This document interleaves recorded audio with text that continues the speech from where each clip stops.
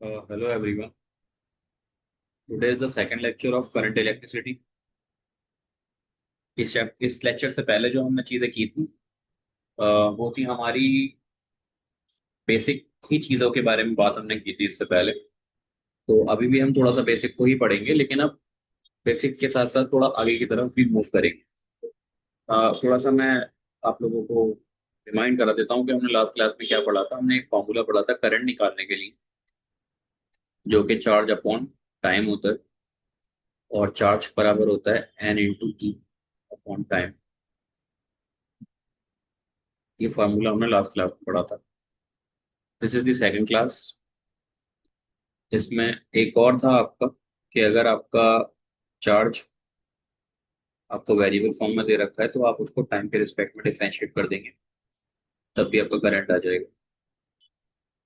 ठीक है, तो हम वन बाई वन करके चीज़ों को प्रोपागेट करेंगे। आज की जो हमारी हेडिंग रहेगी वो थोड़ी सी डिफरेंट है, और वो है ड्रिफ्ट वेलोसिटी के बारे में। Drift velocity. ठीक है, तो मैं आपको चीज़ें लिखा दूंगा, मैं बोलूंगा तो आप लिखेंगे, या मैं लिखा ही देता हूँ। पहले आप समझिए यहाँ हो क्या रहा है। आपके पास एक कंडक्टर है, और कंडक्टर में आप एक इलेक्ट्रॉन रखते हैं यहाँ पर, और आप पोटेंशियल डिफरेंस देते हैं V1 एंड हेयर V2। अगर पोटेंशियल इक्वल नहीं है तो पोटेंशियल की वजह से इलेक्ट्रॉन मूव करेगा। अब ऐसा नहीं होता कि आपके पूरे कंडक्टर में सिर्फ और सिर्फ एक ही इलेक्ट्रॉन हो। आपके कंडक्टर में काफी सारे इलेक्ट्रॉन्स होते हैं, तो वो सारे के सारे इलेक्ट्रॉन क्या करेंगे, मूव करने की कोशिश करेंगे। ये आपके इलेक्ट्रॉन्स रखे हुए, तो इलेक्ट्रॉन जो मूव करेंगे वो ऐसे डायरेक्टली मूव नहीं करेंगे, वो थोड़ा खिसकेंगे ऐसे करके। इसी को बोलते हैं ड्रिफ्टिंग। क्योंकि यहाँ पर और भी इलेक्ट्रॉन्स हैं, उनसे वो कोलाइड भी कर सकते हैं। तो इसी के साथ क्या होगा, कंटिन्यूअसली ये आपस में टकराएंगे, और इसी को बोलेंगे हम ड्रिफ्ट वेलोसिटी। इस वेलोसिटी से ये इलेक्ट्रॉन मूव कर रहे हैं, खिसक खिसक कर। ठीक है, तो अब ये एग्जैक्ट एक वैल्यू नहीं होती, क्योंकि कहीं पर अगर गैप होता है तो वो ज्यादा फास्ट मूव करेगा, फिर वो टकराएगा, फिर आगे बढ़ेगा। इस तरीके से ये का मोशन हो रहा है, तो आप लिखिएगा it is a average velocity. It is a average velocity with which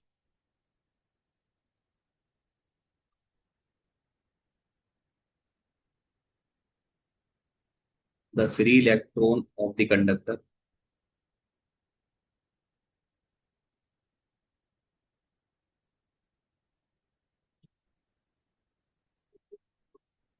get drifted toward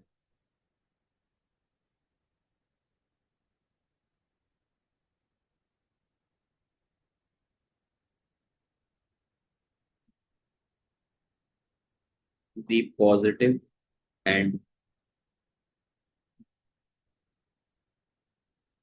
of the conductor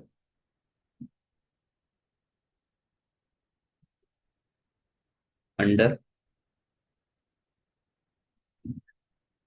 influenced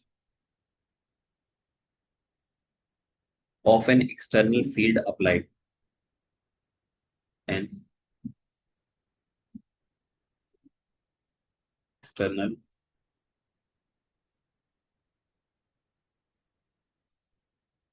field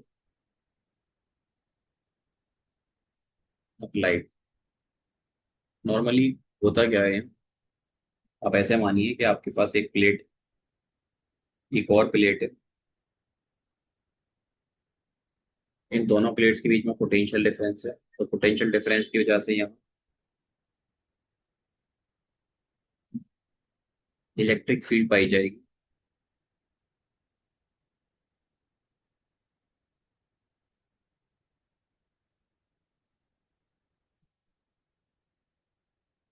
और इस इलेक्ट्रिक फील्ड के अंदर जो इलेक्ट्रॉन्स यहाँ बिलोंग करेंगे, तो ये इस इलेक्ट्रिक फील्ड के इन्फ्लुएंस में आकर इधर की तरफ जाना शुरू करेंगे, जो कि आपका पॉजिटिव एंड होगा और एक आपका नेगेटिव एंड। इसको ऐसे भी समझ सकते हैं, और आप अगर ऐसे नहीं समझ रहे इसको, तो आप समझिएगा ऐसे कि एक कंडक्टर आपने लिया और उसके दोनों टर्मिनल्स को बैटरी से कनेक्ट कर दिया। बैटरी का एक पॉजिटिव टर्मिनल और एक नेगेटिव टर्मिनल। तो इसकी एक साइड प्लस चार्ज हो जाएगी और एक साइड नेगेटिव चार्ज की तरह काम करेगी। तो इलेक्ट्रिक फील्ड इधर से इधर जाएगी इसके अंदर। जो भी इलेक्ट्रॉन्स यहाँ पर बिलोंग करेंगे, तो all the electrons are moving toward the positive charge.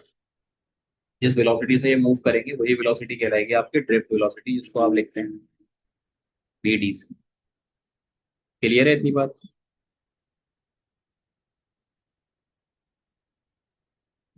अभी जो मोशन होता है इलेक्ट्रॉन्स का, वो एक स्पेसिफिक मोशन नहीं होता। उस मोशन के अंदर एक ब्राउनियन मोशन होता है। जैसे ये आपका इलेक्ट्रॉन, तो इलेक्ट्रॉन ऐसे ही नहीं जाएगा, इलेक्ट्रॉन आपका मूव करेगा कभी ऐसे, ऐसे, ऐसे, ऐसे करके फिर वो यहाँ जाएगा। तो यहाँ पर एक इरेगुलर पाथ वो कवर कर रहा है।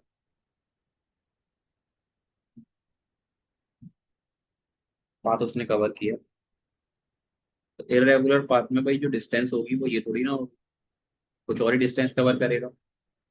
जो टाइम लगेगा वो कुछ और ही होगा। तो यहाँ पर हम एग्जैक्ट वेलोसिटी तो नहीं कैलकुलेट कर सकते, इसीलिए हम क्या करते हैं, एक ऑन एंड एवरेज वेलोसिटी ले लेते हैं। ऑन एंड एवरेज वेलोसिटी,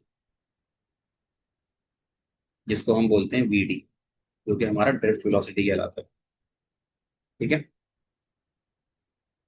अब मैं कुछ पॉइंट्स लिखाता हूँ इसकी डेरिवेशन के लिए। सबसे पहला पॉइंट है, अ मेटालिक कंडक्टर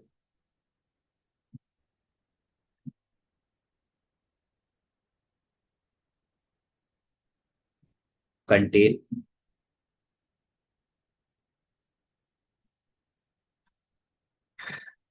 a huge या large number of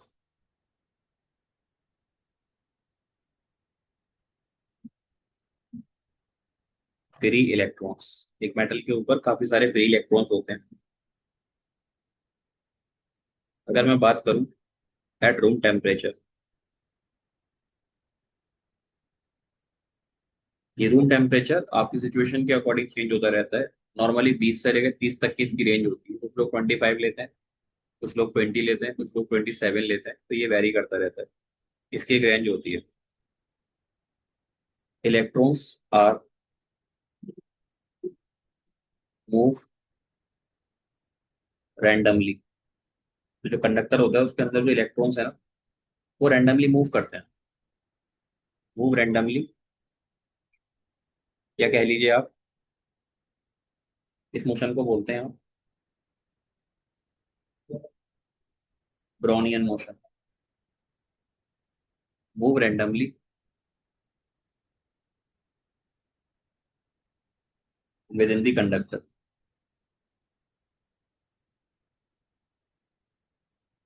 इसी वजह से क्या होता है कि जो आपका कंडक्टर था उसके अंदर बहुत सारे इलेक्ट्रॉन अलग अलग पोजीशन में नॉर्मली मूव कर रहे हैं। आपने इनको कोई भी चीज नहीं दी, सिर्फ रूम टेम्परेचर में बात की। तो इस मोशन की वजह से क्या होता है, इसकी जो नेट मूवमेंट होती है,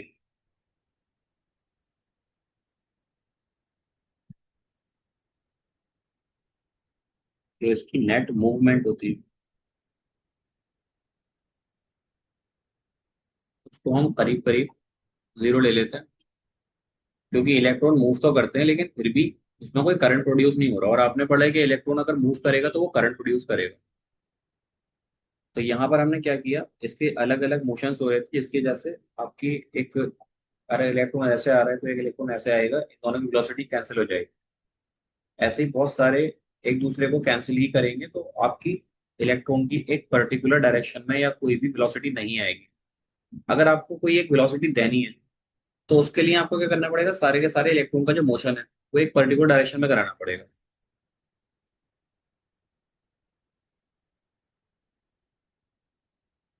अब देखिए नेक्स्ट पॉइंट है,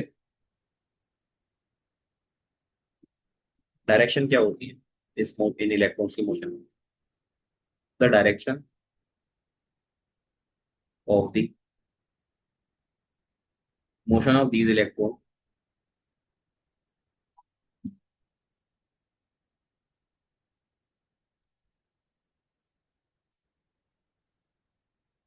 electrons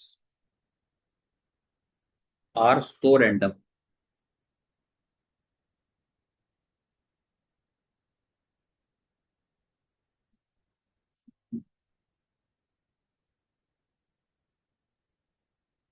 and due to this randomness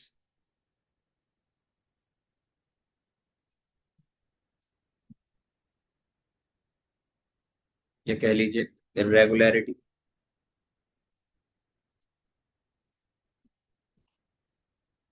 we considered an average calculation. We consider an average calculation on the basis of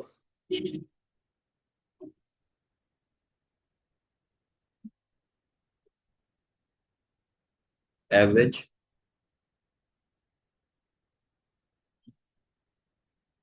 thermal velocity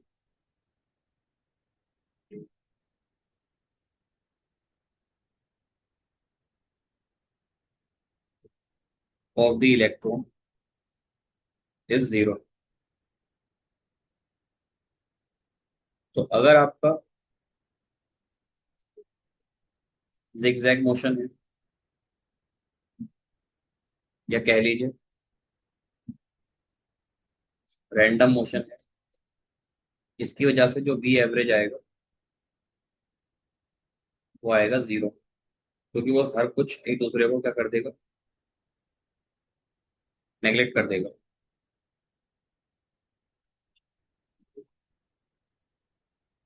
अब इस चीज से ओवरकम करने के लिए आप मान लीजिए एवरेज कैसे निकालते हैं।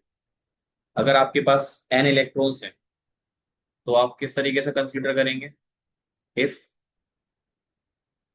U1 U2 U3 UN is the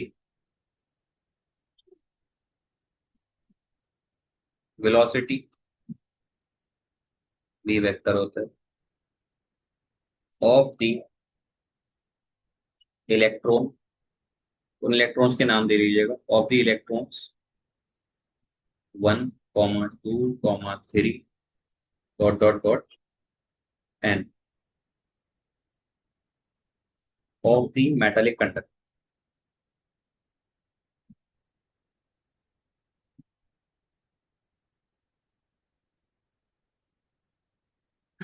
जो मेटालिक कंडक्टर की वेलोसिटी आपने ली है यहाँ पर U1 U2 U3 ले लिए, उससे क्या होगा, टोटल आपके पास n नंबर ऑफ इलेक्ट्रॉन्स है और यहाँ पर अगर आप एवरेज निकालेंगे तो एवरेज का फॉर्मूला हो जाएगा।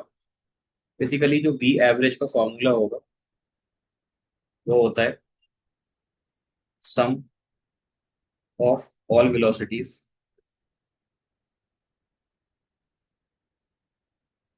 Divided by number of electrons. तो सारी वेलोसिटीज का अगर सम करेंगे तो लिखेंगे U1 U2 U3। इस तरह करते करते हम कहाँ तक जाएंगे, UN तक, एंड डिवाइडेड बाय n। तो यहाँ अगर आप इन सारी वेलोसिटीज को रैंडम मोशन की वजह से देखोगे ना तो आपको देखेगा कैसा, मान लो U1 जो इलेक्ट्रॉन था उसकी वेलोसिटी ऐसी थी, लेकिन एक U3 नाम का इलेक्ट्रॉन था उसकी वेलोसिटी इसी के बराबर और अपोजिट डायरेक्शन में था। तो इनकी जो नेट वेलोसिटी आएगी जीरो आएगी। तो आप निकालेंगे U1 3 के बीच में कितनी आएगी, वो जीरो आएगी। कैंसिल कर देगा ये इसको। तो इस केस में जो आपका वी एवरेज है वो कितना आ गया, 0 आ गया। ठीक है। इसकी वजह से आप कह सकते हैं यहाँ पर as a result there will be no net flow of electron. As a result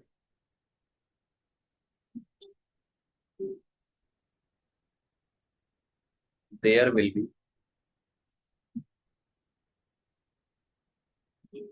no flow of electrons is seems in the conductor,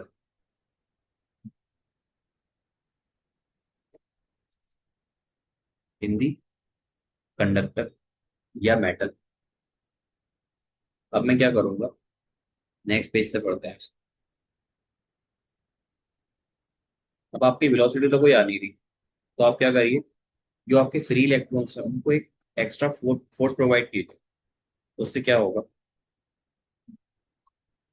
यहाँ पर आपने पोटेंशियल देना शुरू कर दिया कंडक्टर को।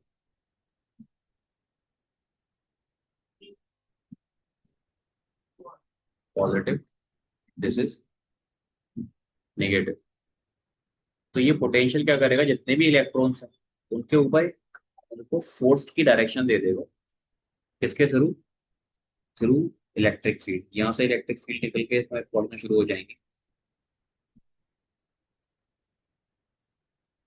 तो ये इलेक्ट्रिक फील्ड्स इन इलेक्ट्रॉन्स पर, सबके सारे के सारे इलेक्ट्रॉन्स पर एक पर्टिकुलर डायरेक्शन में फोर्स लगाएंगे। ये आपकी इलेक्ट्रिक फील्ड की डायरेक्शन। लेकिन जो जितने भी इलेक्ट्रॉन यहाँ होंगे उन सबको एक डायरेक्शन मिल जाएगा ऐसा।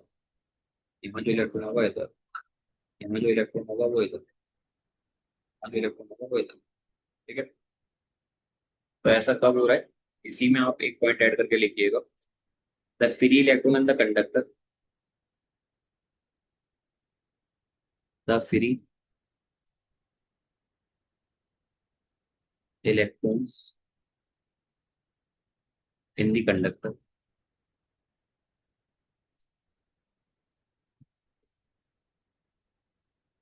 Are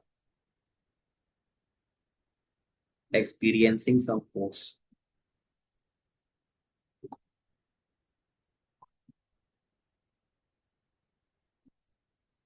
some force in the direction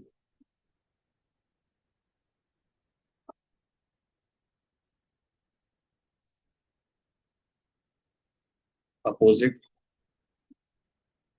to the electric field। Electric field के अपोजिट डायरेक्शन में ये इलेक्ट्रॉन्स एक फोर्स एक्सपीरियंस करने वाले हैं। ठीक है। जिससे कि सारे के सारे इलेक्ट्रॉन एक पर्टिकुलर डायरेक्शन में अरेंज हो जाएंगे। नेक्स्ट पॉइंट में लिखिएगा, under the effect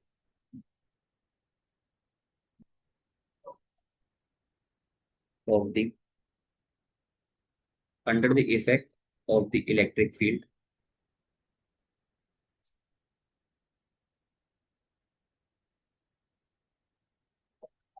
applied, the free electrons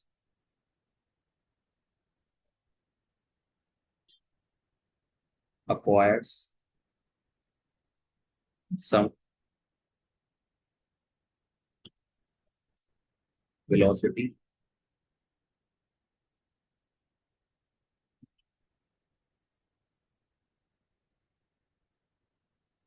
by the virtue of the force। Force कह लीजिए या कह लीजिए acceleration due to electric field. अब यहाँ समझिएगा, बेसिकली अगर आपके पास कुछ इलेक्ट्रिक फील्ड लाइंस ऐसे करके जा रही है, ये, और इसमें आपने कोई इलेक्ट्रॉन रख दिया, ये पहले चैप्टर में आपने पढ़ा होगा कि अगर आप यहाँ कोई इलेक्ट्रॉन पुट करते हैं तो ये इलेक्ट्रॉन एक फोर्स एक्सपीरियंस करता है इधर की तरफ। जब ये फोर्स एक्सपीरियंस करेगा वो फोर्स किसके बराबर होगा? उस इलेक्ट्रॉन के मास और कितना उसके अंदर एक्सेलरेशन हो रहा है। तो आप एक्सेलरेशन लिखो या फोर्स लिखो। यहाँ मैंने फोर्स लिख दिया, acceleration due to the electric field. ठीक है। इलेक्ट्रिक फील्ड की मदद से ये कुछ ना कुछ एक्सेलरेशन प्रोवाइड हो जाएगा इसके अंदर। ठीक है। और एक्सेलरेटेड पार्टिकल का मतलब वो क्या प्रोड्यूस करेगा? मैग्नेटिक फील्ड प्रोड्यूस करेगा। ये हमने पहली क्लास में पढ़ा था।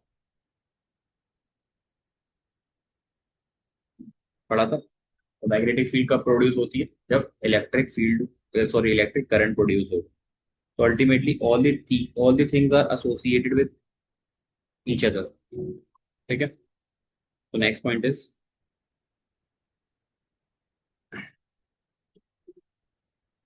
these velocities are in different direction when these velocities are in different direction, then electric field provide them a particular direction।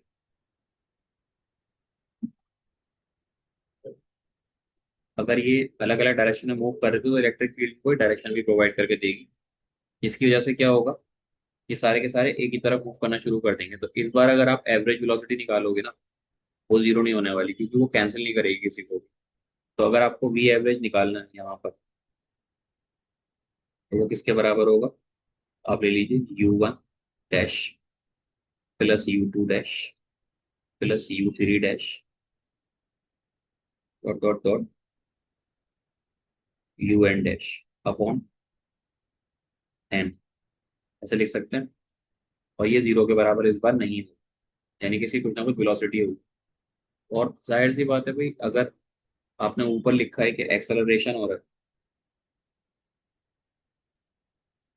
तो एक्सेलरेशन बिना वेलोसिटी के तो नहीं हो सकता ना। कंटिन्यूअसली आपकी वेलोसिटी क्या हो रही होगी? चेंज हो रही होगी। वेलोसिटी चेंजेस विद टाइम, तभी तो आपका एक्सेलरेशन आता है।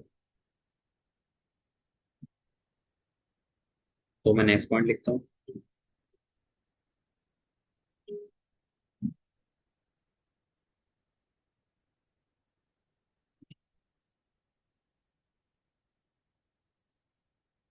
Now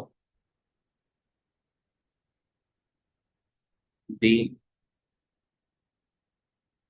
velocities of the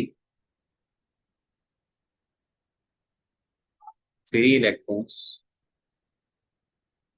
is no longer zero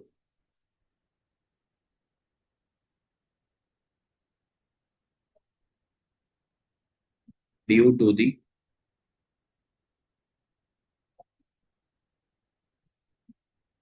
applied electric field. अब ये जीरो नहीं हो रही तो कुछ ना कुछ होगी। इसी के साथ अगर मैं यहाँ बात करूँ ना ड्रिफ्ट वेलोसिटी की, तो उससे पहले हम एक दो चीजों की बात करेंगे। बेसिक डेफिनेशन लिखिएगा आप कि ड्रिफ्ट वेलोसिटी होती क्या है। इसके बारे में लिखिएगा, it is the average velocity of all the free electron. It is the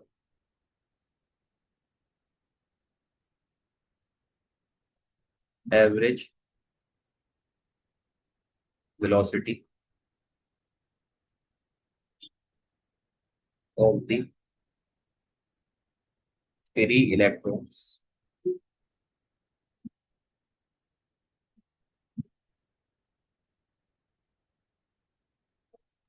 when some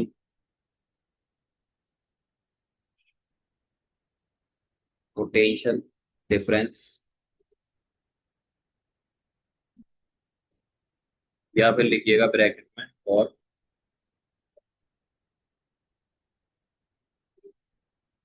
electric field is applied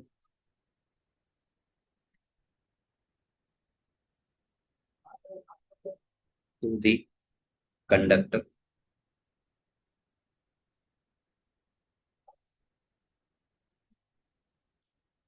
तो दिस velocity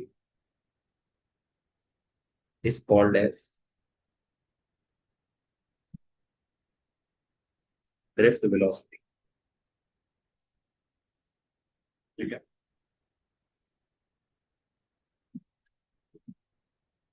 एक चीज होती है, आपके पास एक पैरेलल प्लेट कैपेसिटर है, एक साइड पॉजिटिव चार्ज है,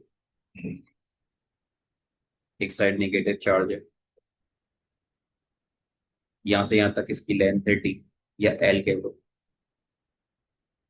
यहाँ पर अगर इलेक्ट्रिक फील्ड की बात की जाए, इलेक्ट्रिक फील्ड कितनी होगी, तो एक फर्स्ट चैप्टर का फॉर्मूला है, electric field is equal to dV upon d r. और अगर इस पूरे के लिए बात करेंगे तो इलेक्ट्रिक फील्ड का फॉर्मूला आ जाएगा पोटेंशियल, यहाँ से यहाँ कितना पोटेंशियल है वो हो जाएगा वी, और उसकी कितनी लेंथ है टोटल, तो ये इलेक्ट्रिक फील्ड आ जाएगी। इसमें मानिएगा इसको पहला इक्वेशन। ठीक है, इलेक्ट्रिक फील्ड किसके बराबर हो जाएगी, इसके बराबर। तो लिख दीजिएगा ये लिखने के बाद में, if we potential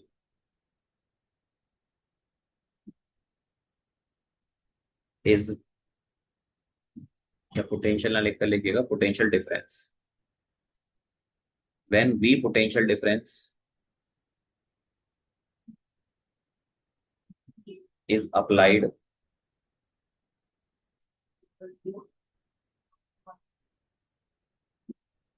across the end of a conductor, across the end of a conductor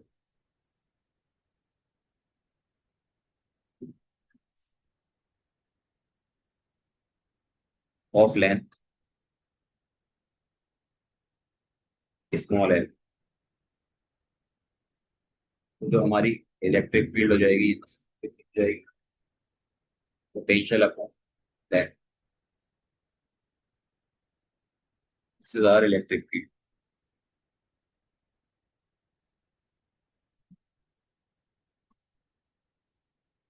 अब आगे बात करते हैं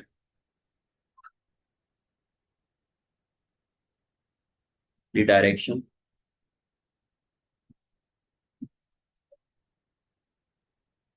of the electric field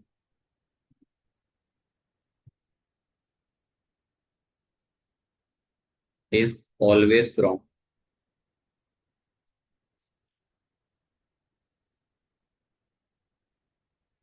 positive terminal to the negative terminal. ठीक है, पॉजिटिव टर्मिनल से नेगेटिव टर्मिनल होती है, जिसकी वजह से क्या होगा, since the charge on electron is negative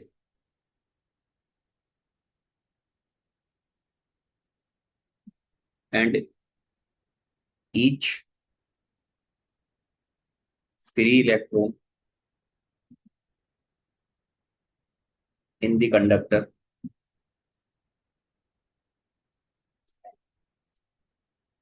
is experienced force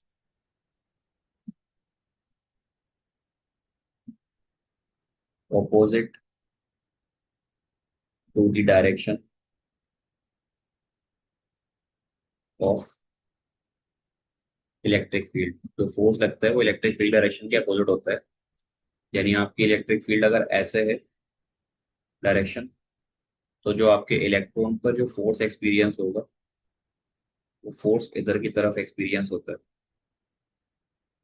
ठीक है। तो आप जो फोर्स लिखेंगे एफ वेक्टर, वो बराबर होगा minus e into electric field. ठीक है, ये नेगेटिव साइन बता रहा है कि दोनों के बीच में जो रिलेशन होता है वो माइनस इंडिकेट करता है। This is your second equation. F is equal to Q into E, formula first chapter में आपने पढ़ा होगा। ये फार्मूले में one by one theoretically derive करा रहा है, आगे चलकर ये सेंस बनाएंगे। अब देखिए आपका जो फोर्स है वहां ऊपर लिख लीजिएगा आप। ये जो नेगेटिव साइन है वो किस चीज को इंडिकेट कर रहा है? इज इंडिकेटेड दैट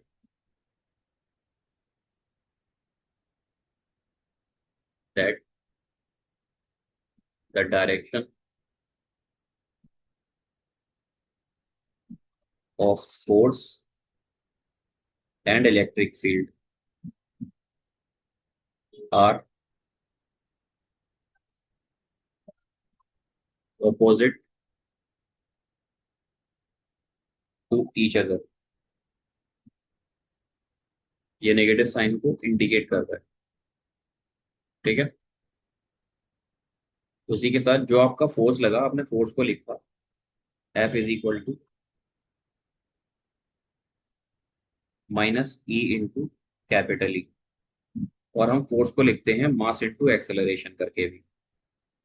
तो मास इंटू एक्सेलरेशन किसके बराबर हो जाएगा? ई इंटू इसके।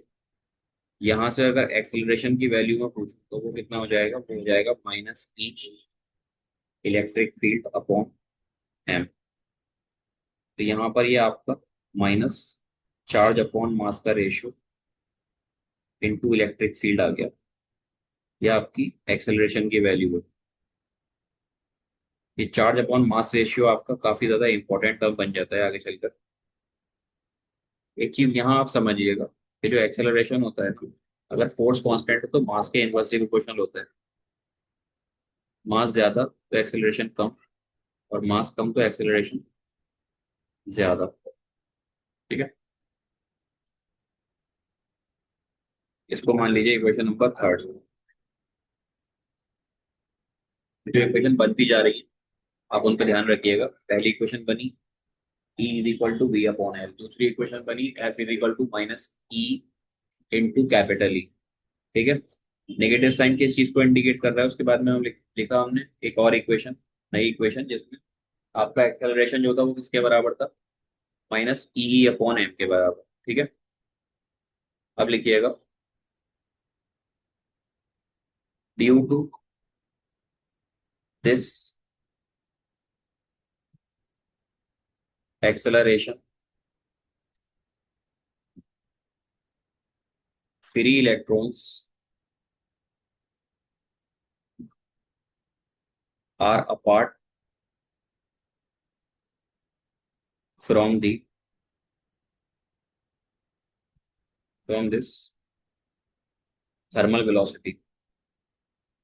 थर्मल वेलोसिटी आपने पहले ली थी, उससे अब ये डिफरेंट होगा ये एक्सेलरेशन की वजह से, और वो चेंज हो रही है continuously. And acquire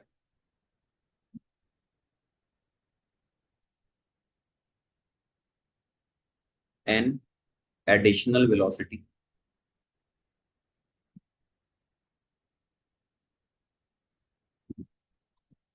due to the force.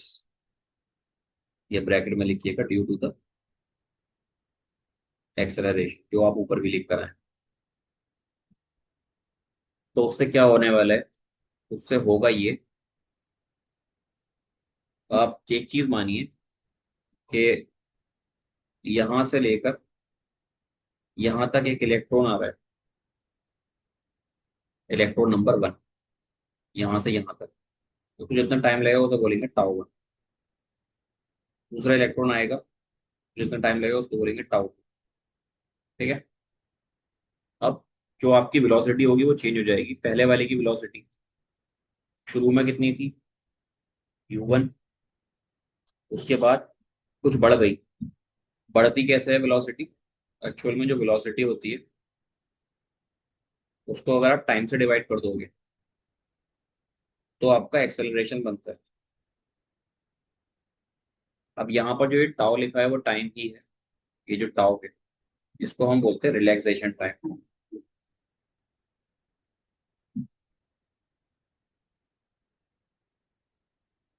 कितनी देर तक आपका रिलैक्सेशन टाइम नहीं, इसको बोला जाएगा आपका एवरेज रिलैक्सेशन टाइम, कि कितने टाइम में यहाँ से यहाँ तक ये चीज आई है। रिलैक्सेशन ही बोल सकते हैं, कोई इशू नहीं है। तो बेसिकली ये हो जाएगा V upon tau is equal to A. तो वेलोसिटी का फॉर्मूला आपका आ जाएगा ए इंटू टाउ। तो अब जो वेलोसिटी आपकी इंक्रीज करी है वो किससे इंक्रीज करी है? वो करी है acceleration into tau.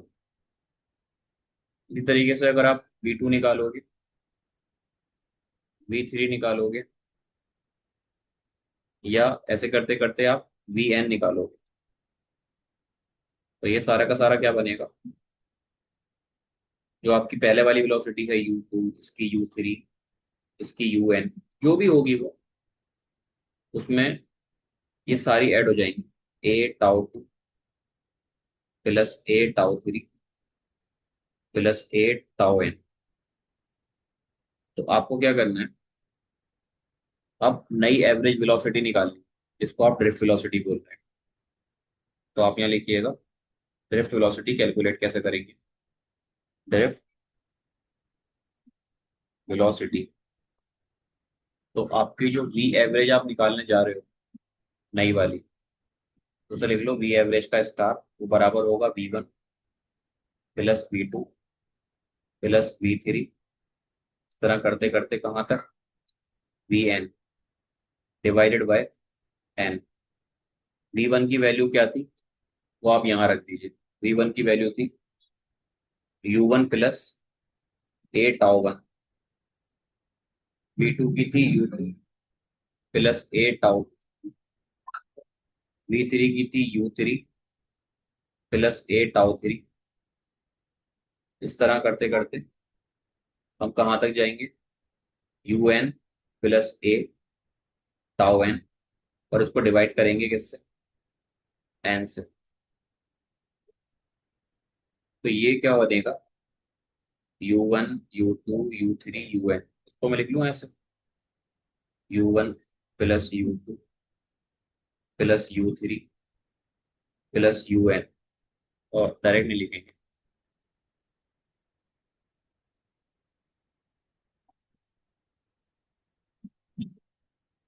Plus dot dot dot dot un